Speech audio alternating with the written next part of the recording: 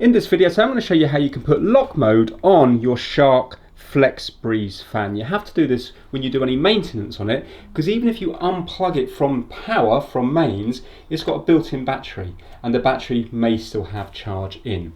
So to put it in lock mode, we need to hold down this oscillate button for about 3 seconds, and then what will happen is you will see that the lights will flash on the front here, and then the fan won't work if you turn it on. So I'm going to press and hold it now.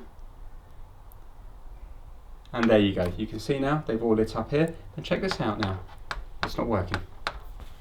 So nothing will happen now because lock mode is on. So this will allow you to clean the fan safely. We have done another video on that. And then to take it off lock mode, just simply hold down the oscillate button again for about 3 seconds.